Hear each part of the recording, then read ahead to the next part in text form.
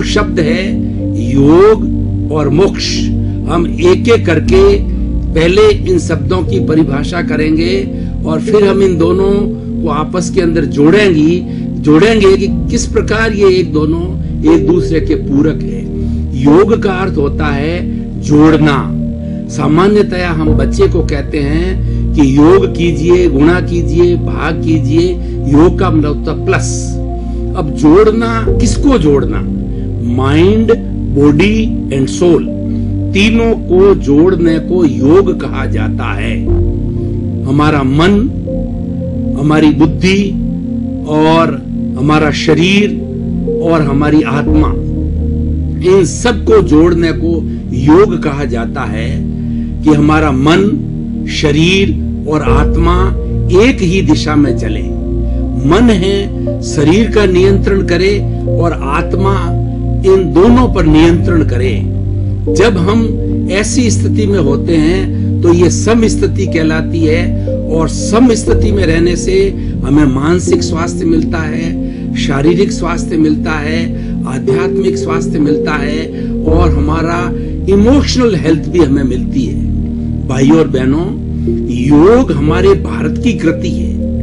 भारत में ही जन्मा, भारत में ही पैदा हुआ और योग के माध्यम से हमारे ऋषि मुनियों ने आश्रमों में रह करके विद्यार्थियों को शिक्षा दी, अपने जीवन को योगमय बनाया और योग के द्वारा साधना करके उन्होंने एक अच्छे समाज का निर्माण किया और साथ साथ अपने जीवन को मोक्ष तक ले गए। योग एक साधारण चीज नहीं है, इसको हम होलिस्टिक कह सकते हैं। अगर ये कहा जाए कि समग्रतया भारतीय संस्कृति में होलिस्टिक रूप से ऐसी कौन सी चीज है जिसे हम योग कह सकते हैं? हमारा भारत का प्रसिद्ध ग्रंथ गीता, जिसको कि कोर्ट के अंदर जब कोई शपथ लेता है तो वो गीता पर हाथ रखकर शपथ लेता है कि मैं जो कुछ कहूंगा ईश्वर की जो है आशीर्वाद से, ईश्वर की कृपा से सच सच कहूंगा, झूठ नहीं कहूंगा। उस गीता में क्या है?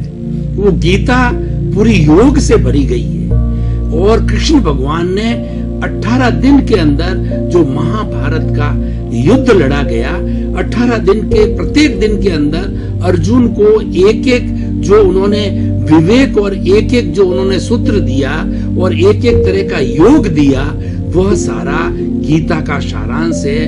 पहले 6 अध्याय कर्म योग है, दूसरे 6 अध्याय है वह ज्ञान योग है और तीसरे 6 अध्याय भक्ति योग है। इन सबको मिला करके 18 अध्याय के अंदर गीता योगमय है और उसका उपसंहार है ध्यान योग। अब देखिए कि योग जो है वो हमारे शरीर पर किस तरीके से असर करता है।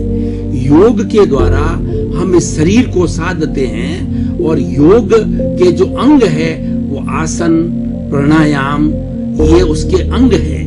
तो आसन के द्वारा इस पूरे शरीर को जो है हम व्यवस्थित कर सकते हैं। हमारे शरीर के अंदर जो अकड़न होती है, जो जकड़न होती है, जो शिथिलता है, उसको योग के द्वारा मिटाया जाता है। आसन वही कहे जाते हैं जिन स्थिति के अंदर हमारे ये पक्षी है ना, जो जो स्थान ग्रहण करते हैं, जिस आसन में बैठते हैं, उसको हमने आसन का रूप दिया और ये लगभग 72 तरह के आसन हमारे भारत में प्रचलित है और सारे योगी लोग उन आसनों को करते हैं ताकि कि शरीर को साधा जा सके।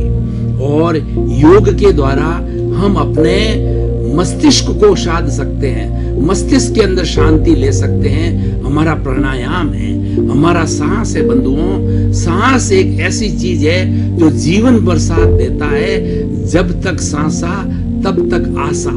हम लास्ट तक जो है इस श्वास के सहारे हम जीवन यापन करते हैं और जब जब सांस चलता रहता है हमारा जीवन चलता रहता है।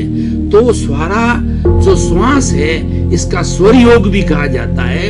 ये पूरा स्वर विज्ञान है। इसके ऊपर शुकन, अपशुकन और कौन सा जो है श्वास चल रहा है, ये हमारी ईड़ा है, ये हमारी पिंगला है, ये चंद्र स्वर है और ये हमारा सूर्य स्वर है। ये सर्दी देता है, ये गर्मी देता है। कौन सा स्वर किस समय में चलता है और अगर दोनों स्वर में हम स्थिर रह करके मध्यस्थ भाव में रहते हैं तो समचित्तता की स्थिति कहा जाती है। वो स्थित प्रज्ञता की स्थिति कहलाता है।